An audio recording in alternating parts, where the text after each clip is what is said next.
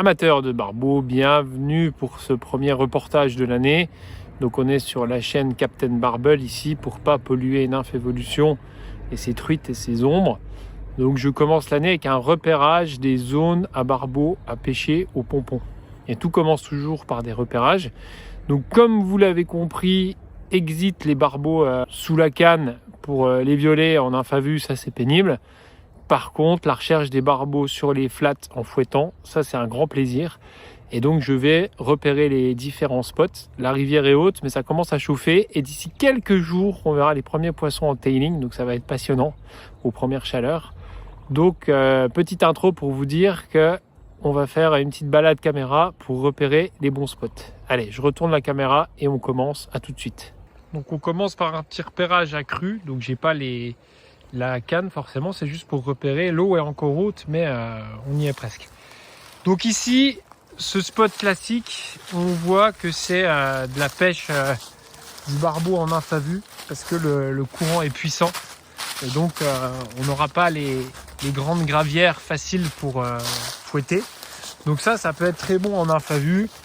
Vous êtes en surplomb, vous pouvez surprendre du poisson. C'est fantastique, c'est ce que j'ai fait pendant des années, les barbeaux en nymphe à vue sous la canne, parce que ça incombe des nymphes lourdes et forcément de leur fourrer dans les moustaches.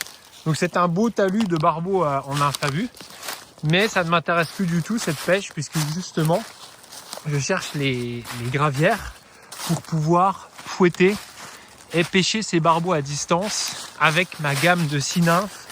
J'ai mis du temps à établir ces 6 nymphes légères à barbeaux qui ont toutes une utilité.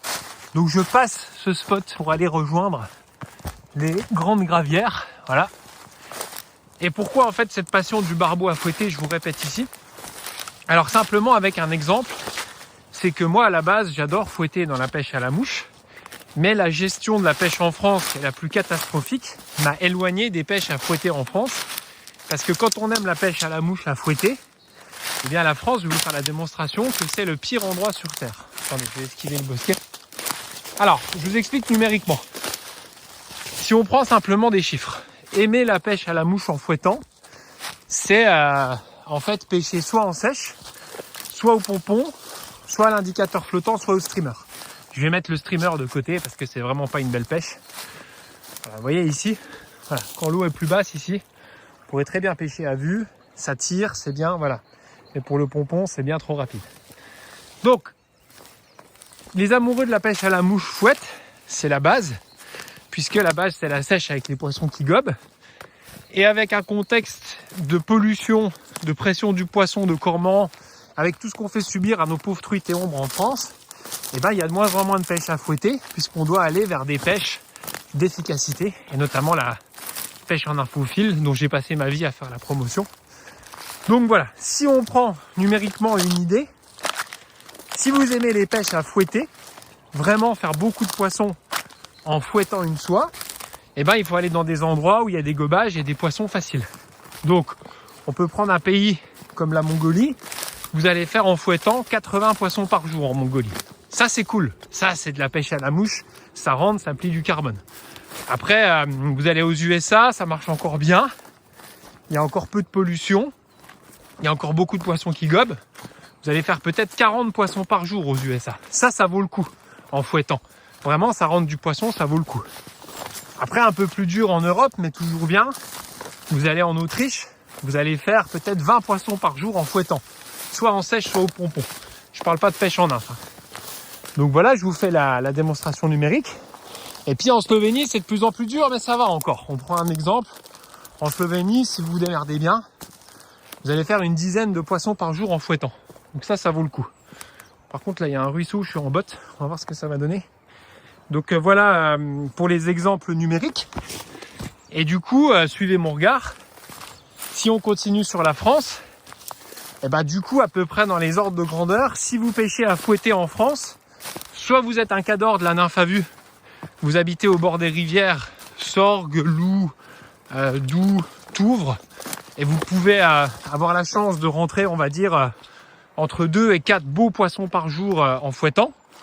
Ça, c'est si vous êtes dans le 1% des meilleurs pêcheurs. Soit vous pêchez en sèche non-stop et vous attendez les gobages en France, Dordogne au mieux, Rivière d'Ain, Loup, Auvergne, Sorgues. Et vous attendez les gobages en sèche en France. Et on va pas se mentir, vous allez faire en moyenne entre 2 et 3 poissons par jour si vous êtes très bon en sèche. Et que surtout ce qui compte, si vous travaillez pas et vous avez du temps d'être au bord de l'eau. Parce qu'en France, il faut compenser le nombre de poissons pris par le temps au bord de l'eau. C'est ça qui est horrible. Quand vous allez dans des pays où la pêche est bien gérée, bah, je veux dire, vous habitez à Denver ou à Linz en Autriche, vous sortez pêcher 2 heures, vous faites du poisson.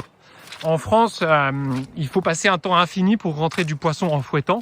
Et c'est pour ça qu'on est revenu sur les méthodes d'efficacité ou de harcèlement du poisson. On peut dire aussi que la nymphophile est un harcèlement du poisson. Voilà, c'était mon petit exemple numérique pour vous dire. Mais en fait, pourquoi il s'évertue à pêcher le barbeau en fouettant en France, alors que déjà de 1, on peut les pêcher en nymphe à vue sous la canne? Et ben parce que du coup, moi, j'adore quand même les pêches à fouetter.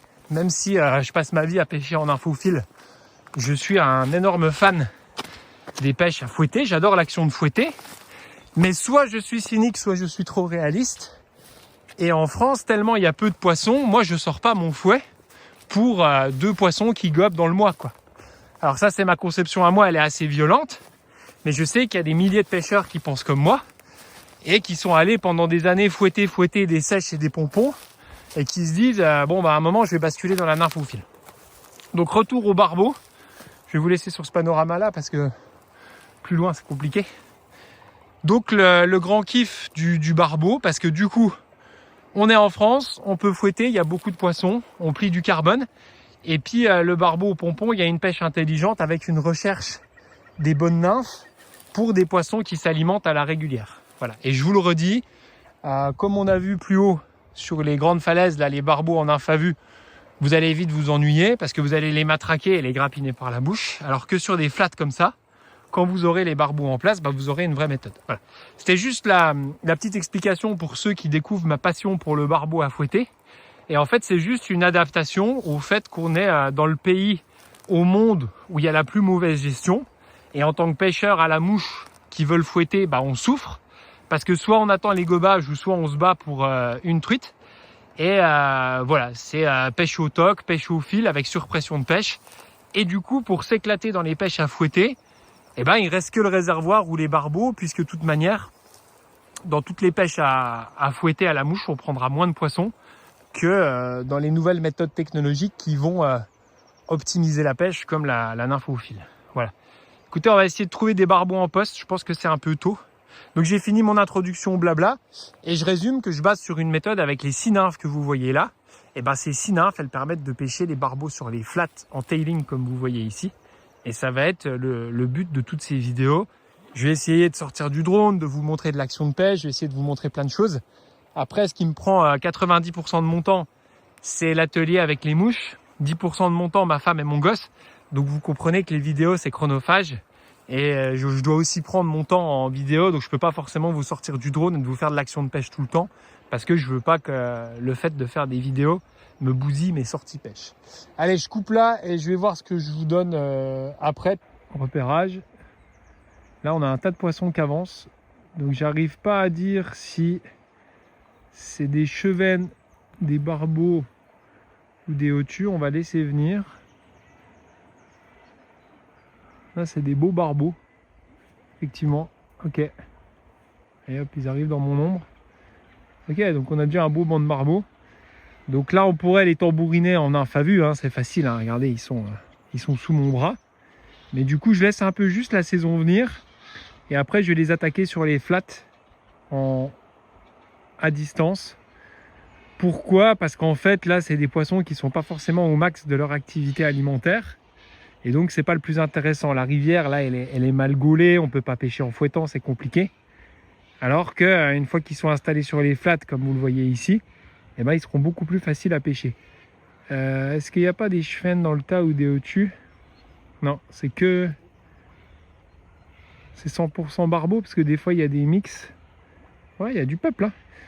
Alors, c'est pas les poissons les plus gros. Sur la rivière d'Ain, la Loue, plus calcaire que cette rivière, on a des poissons plus gros. Mais je veux dire, c'est déjà sympa. Voilà, mais là, on a des poissons, donc quelques-uns qui ont descendu. Voilà, hop.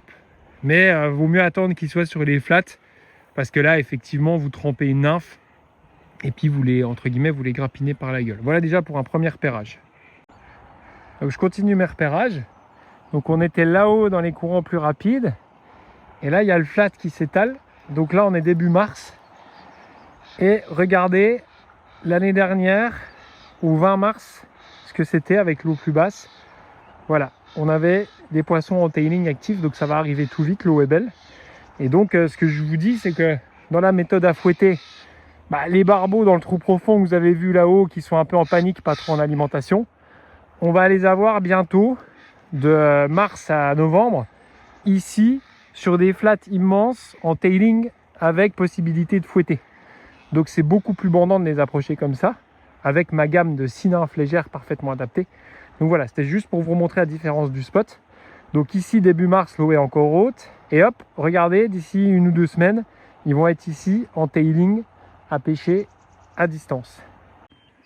Donc là, si vous regardez bien en plein milieu, on a typiquement, oui, des barbeaux en place. Mais est-ce qu'ils ont une activité alimentaire maximale? En fait, pas du tout. Ils sont calés au fond, en attente, voilà, là il s'est reflété, on voit bien. On voit que ça va très vite. Et là, on est forcé sur des nymphes lourdes. Alors oui, ça peut le faire en insistant. Vous pouvez lui faire 50 passages, vous allez y arriver.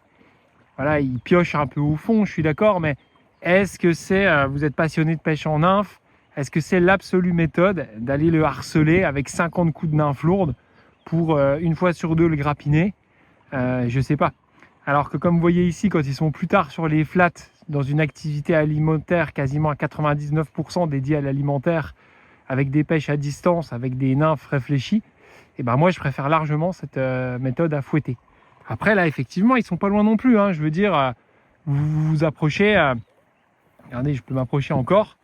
Je veux dire, ils sont à 3-4 mètres sous la canne, c'est rigolo, ça fait des barbeaux.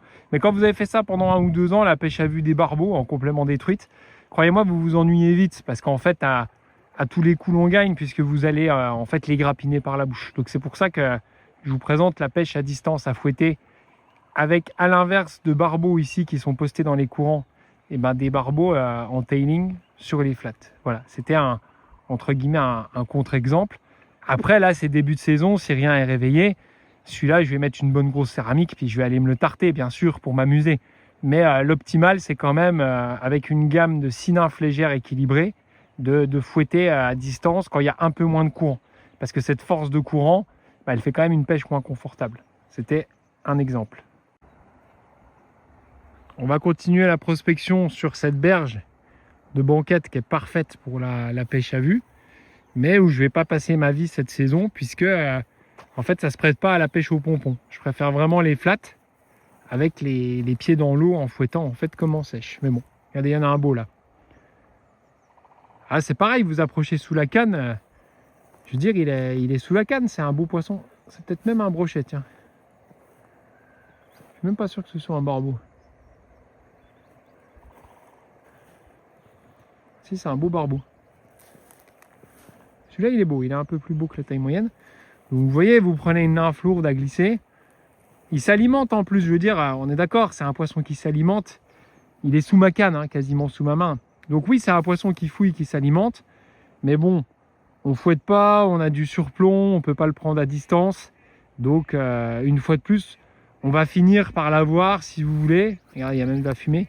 On va finir par l'avoir en lui violant la nymphe dans la bouche.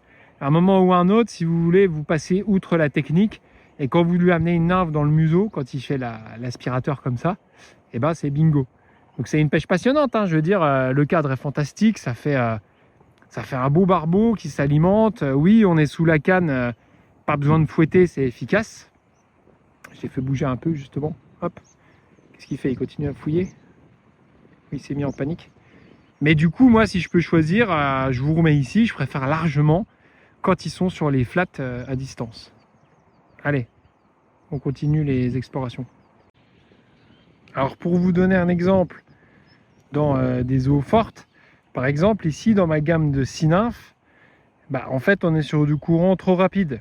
Donc même une bébé hache avec une bille laiton à fouetter ici, elle n'ira pas. Donc cette gamme de 6 nymphes, elle est vraiment faite pour le barbeau à fouetter. Je vous remets les 6 nymphes ici et c'est fait pour des poissons sur les flats, donc en tailing. Ici, on est sur un poisson qui est dans une colonne d'eau assez importante avec une vitesse de courant. Maintenant, si vous voulez tarter un poisson comme ça en nymphe à vue, vous prenez une CG2 ou une CG3, une belle céramique avec une bille or, et puis roule ma poule, vous pouvez quasiment le pêcher sous la canne. C'était pour vous montrer la différence. Donc si je dézoome, on voit que le spot à pompon, il est plus en face. Le flat où on va pouvoir pêcher sous un pompon, il est plus en face. Et là, on a la micaouette qui est là, mais on est sur la bordure banquette. Voilà, je vais essayer de m'avancer pour voir jusqu'où il se barre. Voilà. En plus, on a une plus belle lumière. Voilà, je vous refais l'énorme rivière. La bordure de flat, elle est là-bas, quand ce sera plus bas. Et là, on est forcé en nymphe à vue, en plein eau.